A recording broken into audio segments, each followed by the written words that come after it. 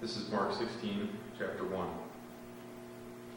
And when the Sabbath was past, Mary Magdalene and Mary, mother of James, and Salome had bought sweet spices, that they might come and anoint him. And were very early in the morning, the first day of the week, they came into the sepulchre, and the rising of the sun, and they said among themselves, Who shall roll away the stone from the door of the sepulchre? And when they looked, they saw that the stone was rolled away, for it was very great. And entering into the sepulchre, they saw a young man sitting on the right side, clothed in a long white garment, and they were frightened. And he saith unto them, Be not affrighted. Ye seek Jesus of Nazareth, which was crucified. He is risen. He is not here. Behold the place where they laid him. But go your way. Tell his disciples and Peter that he goeth before you into Galilee. There shall ye see him, and he said unto you. And they went out quickly, and fled from the sepulchre. For they trembled and were amazed, neither said they anything to any man, for they were afraid. Now when Jesus was risen early the first day of the week, he appeared first to Mary Magdalene, out of whom he had cast 7 devils. And she went and told them that had been with him, as they mourned and wept. And they, when they had heard that he was alive and had been seen of her, believed not. After that he appeared in another form unto 2 of them, as they walked and went into the country. And they went and told it unto the residue, neither believed they them. Afterward he appeared unto the 11 as they sat at meat, and upbraided them with their unbelief and hardness of heart, because they believed not them which had seen him after he was risen. And he said unto them, Go ye into all the world, and preach the gospel to every creature. He that believeth and is baptized shall be saved, but he that believeth not shall be damned. And these signs shall follow them that believe. In my name shall they cast out devils. They shall speak with new tongues. They shall take up serpents. And if they drink any deadly thing, it shall not hurt them. They shall lay hands on the sick, and they shall recover. Rabbi, can I help you with that story? Yes.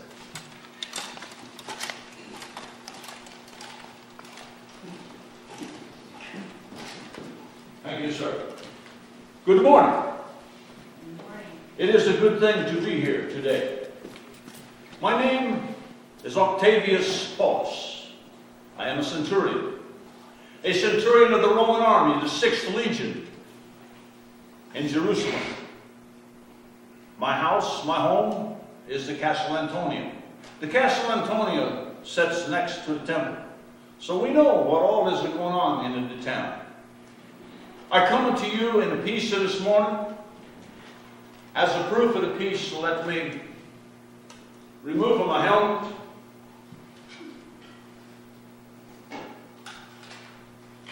And I put my sword away. Because I wanted to talk to you today. I want to tell you a story about a man that you already know. Because I'm told I come to you today, you are Christians, or at least most of you are Christians. You worship the man Jesus Christ. I was first told about the Jesus Christ by another centurion. And I'm told that he come here one day. Salvatore Antonio. He come down here one time. He's the centurion of Capernaum. We have to go sometimes to have a meeting up at Megiddo with my legio. I'm up there one day. I say to Salvatore, how's the things are going? He says, I want to tell you. I said to myself, oh, I should not have said that. This is going to be something different. And sure enough, it was. He says, I want to tell you about what happened to me. He says,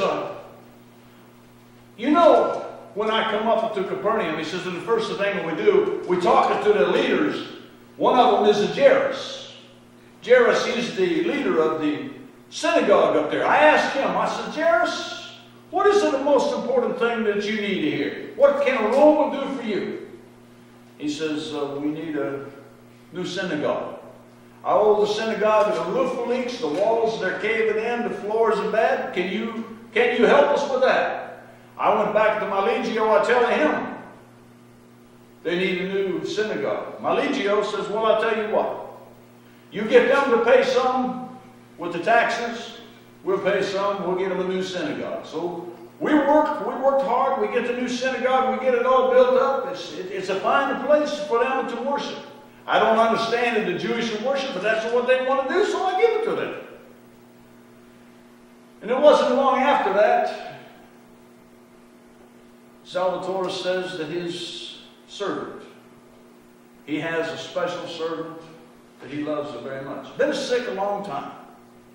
Gets sick one more time. The doctors and the healers, they come in, they cannot do nothing. So Salvatore, he goes to Jairus and he says, Jairus, is there anybody around? Is there any way, anything you know about getting a healing?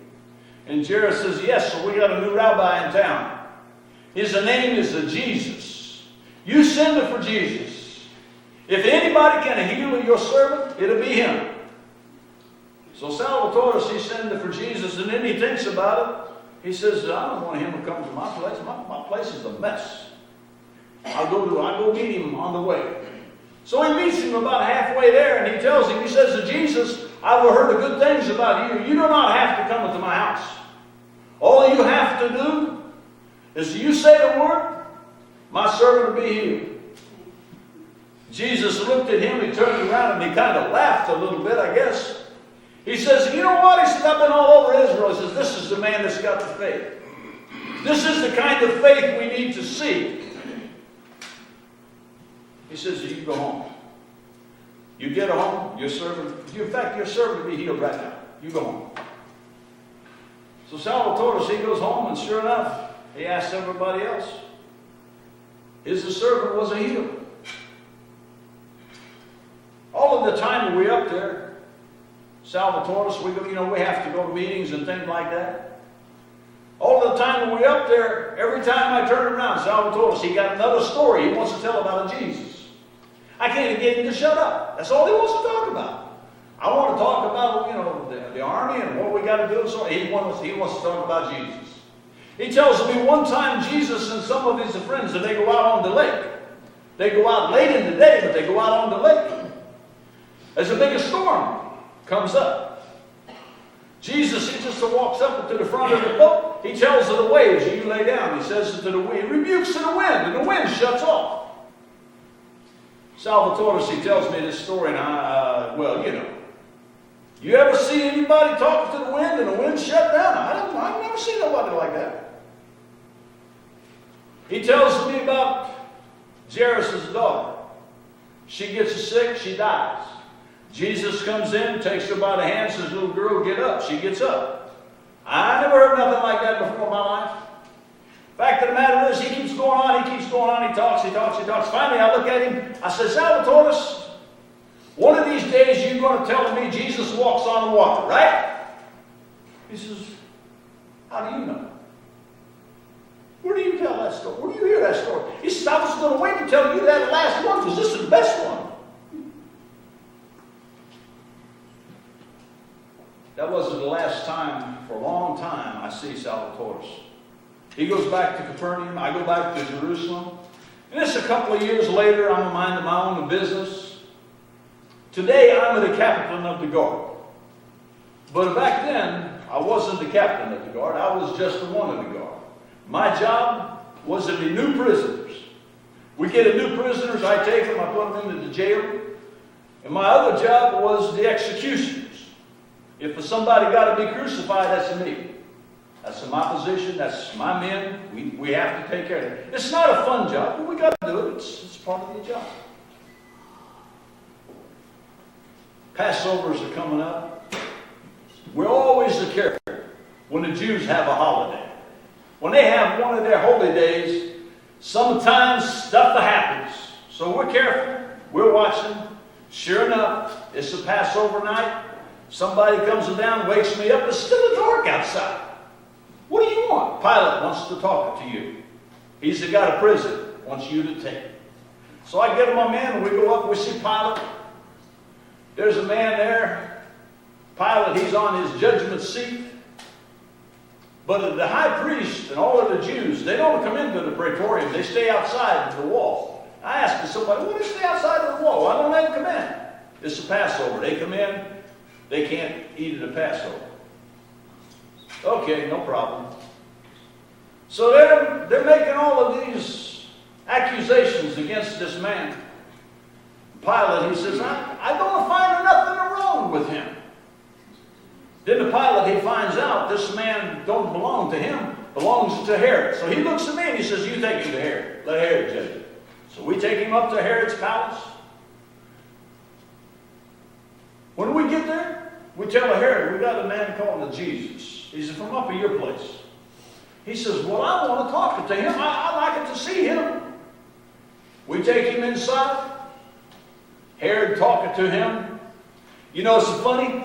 He don't say nothing. Jesus, he just looks at him. He don't say nothing. Herod, he asks him a question. He don't answer. Herod screams at him. He don't answer. Herod begs him. He don't answer. Pretty soon Herod says, get him out of here. Take him back to Pilate. So I asked Pilate, I said, ask Herod, what is the judgment? He said, I ain't making no judgment. You take him back to Pilate. Pilate make the judgment. Pontius Pilate. He's the officer here. So we take him back. Pilate did not want to do this. Pilate, his wife, we're there. His wife comes over, tells him, you don't have nothing to do with this. But Pilate, the people, they talk to him, they holler at him. Pretty soon he makes a decision. He turns around to me and says, crucify him. But you scourge him first. Perhaps there's something that he needs to confess we hear. You take him out, you scourge him, you crucify him. And by the way, go get 2 more, maybe 3 more. We don't want just one man up there today. Makes it look bad. You take 2, 3 more up there. So I go get 2 more prisoners. They had a couple of thieves down there. These guys, if they steal anything, you lay it down, they steal it. They've been in the jail for a long time. They stink. It's the time to get them out. We pick them out, take them up. All 3 of them, we take them up on the hill. We get up onto the hill. We get them all onto the cross. We get the crosses into the ground. You know a funny thing that happened? I never see this before. It gets dark. And in the middle of the day, it's so like somebody put a blanket over the sun. There's no sun, there's no stars, there's no moon. It's black. When it starts to get dark, I get a little scared. I think maybe we're going to have a big storm. So I send to my men, you go get the torches. So we got a light. The only light on the whole hill was our torches. You could not see nothing in the sky. For 3 hours, it was dark. I wondered about it at the time. Later on, I thought maybe God just did not want his son to see his son suffer. I didn't understand it then, but later I thought maybe that might be, I don't know.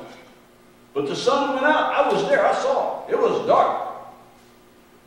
When the sun, it comes back up. Jesus, he looks up. And he says something in old Hebrew. I hear one of the women, they talk over there. Says he called for Elijah. And I'm thinking, Elijah. Yeah, he's one of the old war prophets. I tell my men, you be careful. I don't know what's going to happen. Maybe this Elijah come. I don't know. You be careful. Nothing happens. A little bit later, we're waiting. Because, once you get them on the cross for crucifixion, the only thing you have to do is you just wait. They die sometime. Sometimes it takes 2-3 days. Sometimes they die pretty quick. But that's all you can do. We get down at the foot of the crosses, we get their stuff together, the thieves, the things that they had, their clothes, they're dirty. They've been down in the dungeon, we just throw them away. But now Jesus, he had a nicer pair of sandals. He had a nicer belt. Had a nice headgear. And he had a really nice robe. So my men, they parked them out. But there's one garment. It's woven from the top up to the bottom. It's expensive, a garment. And then they argue a little bit about who's against it. They ask me if I want it. I said, too small for me. You guys, you figure it out. So they cast the lots, and one of them gets it. He puts it over there with his shield. Puts it over there with his spear. We sit and we wait. Pretty soon I look up to Jesus. He looks at me. And I'm thinking, I should be thinking something else about this, but I don't know what it might be. About that time, he looks up into the sky and he says, Father, forgive them, for they don't know what they do. Then he looks back at me. When he looks back at me, it's not like he looks at me. It's like he looks through me. Like he's searching my very soul to see if there's anything in there. He looks away. A few minutes later, he looks up. He says, it is finished. And then he drops his head. And I'm thinking to myself, yes, he's a dead. Pretty soon, the messenger comes from a Pilate. He says, you make sure they're all dead before the sun goes down. You break their legs. So I tell them, I'm in. You break their legs. One of them says, we don't have to do this with Jesus. He's already dead. I said, you sure? He takes his spear and he sticks him. He didn't move. He was dead. A little bit later, the families, they come when the thieves die. The families, they're standing up there. They come, they take the bodies of the thieves. I'm thinking, because I hear Jesus earlier, he says it to this man, he says it to John, I think was his name. He says, you take what's her name? Mary, my mother. He says, you take Mary, from now on, she's your mom. He says, mother, you go with John. From now on, he's your son. And I'm thinking, they're going to be the ones to take the body, but the messenger comes from Pilate. And Pilate says, no, Joseph of Arimathea. And I'm thinking, Joseph of Arimathea, he's a Jew. What does he want the body for? He's the one that helped to crucify him. And Nicodemus, he helped too. They cast the votes against him. But it's not my problem. It's not my place. They take the body. They wash it a little bit. They put a napkin over his face. That's the way they do that. They wrap him up into the shawl. They take him down. Joseph had a new place. He had a little garden down there, down around the bottom of the hill. He had a little garden. And next to the garden, he had his tomb. Brand new tomb. Never been anybody in it. We watched. We wondered when they're making this thing. They've been 2-3 years making this thing and digging it out of solid rock. But they take Jesus down there and they put him in the tomb. We all go. My job's done. They're all dead. The bodies are gone. We go back into the barracks. We get ready to go to sleep. Pretty soon, here comes a messenger again from Pilate. I get so sick and tired of messengers from Pilate. Every time I turn around, here he is. Octavius, I got a job for you. I go down to see Pilate. He says, you needed to take your soldiers. You go down there to the tomb. You seal the tomb with wax. You take your ring. You seal the tomb. They think that his disciples come and steal the body. I want you to make sure. You stay down there 5 days. If it ain't nothing happens in the 5 days, you can leave. I tell them, I'm in, okay. Take your stuff down there. You're going to be there for maybe 4, 5, 6, maybe 6 days. We don't know for sure. But you go down there, you set a watch. 2 of you on a watch all the time. The other 2 sleep. Go get your groceries. Whatever you got to do. The 2 of you for sure on a watch all of the time. You don't sleep. So they go down there. Everything's fine for a couple days. It's the first day of the week. I'm laying into my bed. I'm sleeping, minding my own business. You know, back to when they crucified Jesus, there was a big earthquake. That's the first one I ever seen in my life. I got scared. Well, it's the Easter Sunday morning. You know, it's the first day of the week. You guys call it Easter Sunday. I'm into my bed, I'm minding my own business. Here comes another earthquake. I thought, what in this world's going on? So I go down to check on my men. They all sitting there like they're dead. Here, wait. But they ain't looking good. I asked them, I said, what's going on? What's the matter? They said that there was an earthquake. And about the time there was an earthquake, here comes this man in a white. He's a shiny. He's a bigger man. He comes over. He takes the one hand and he just pushes the stone back. He says, it takes 3 minutes to put that stone down there. He comes up, he pushes it back with one hand like it's nothing. I said, well, what happened after that? They look at me and they look at each other. Nobody wants to say nothing. I said, come on, what's happened? Pretty soon one of them says, you know that Jesus in there? I said, yeah. He walked out. I said, what? What are you telling me?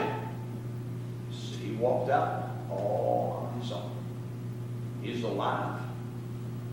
He's a widow. I'm thinking of my men. I asked them, you been to drinking? They said, no. I stand there with my men. Pretty soon there's some women. They come down. A couple of them, they go in. They come out crying. They go running off. A little bit later, here comes the 2 guys. They come running. They're out of breath. One of them, he goes in. He comes back out and shakes his head. They take off. I said, well, there's only one way to find out for sure. I'm going to go down there. I'm looking for myself. I said, you guys stay here. I went down. I walk inside of the tomb. There's nobody there. I see him go down. I see him taking the body with the shawl. They wrap him up. They put it. The only thing I see for sure is the napkin they put on his face. It's laying there. It's all wrapped up, folded. The rest of the stuff is just laying there. He said, get out. I'm thinking, well, my job's over. So we go back to the barracks. We just sit down. Don't do nothing, you know. We talk about it. What are we going to do? A couple of days later, my legio from up in Megiddo, he comes down. He says, you better tell me what happened. He says, I understand some of you men wasn't supposed to watch the grave, and the grave, they didn't do their job. So I tell my legio, I said, this is what happened. Jesus, he walks out. Our job was done. We were supposed to watch the dead man. When he gets up, he's no longer a dead man. He comes out. My legio says, well, it's okay. It was a little different too, because my legio, he says, by the way, I'm taking Giuseppe back up to Megiddo. You know, from now on, you're the captain of the guard. Oh, well, okay. So I get a little promotion. I go home telling my wife. She says, that's good. We get new curtains. Oh, well, that's okay. A few days later,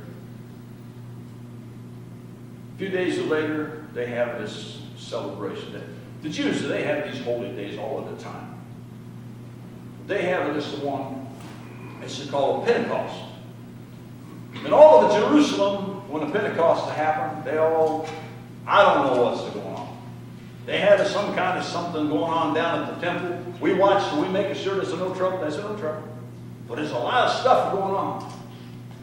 And about a week or 2 later, Pilate, he calls me, he says, we got 2 prisoners for you, come and get it. I go up and to see Pilate again. We get up there, I look at these 2 men. I'm going to think I know both of them. I'm going to see them both. I have to think for a while. Pretty soon I figure out the one, they call him John.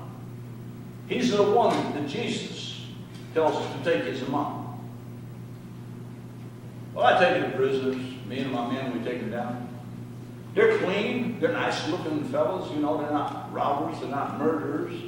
So we put them in the easy part of the jail because they tell me they got to get out to go to trial the next day anyway. So we put them in the easy part of the jail. The other guys are all gone. I asked the one guy, I says, "Is your name John?"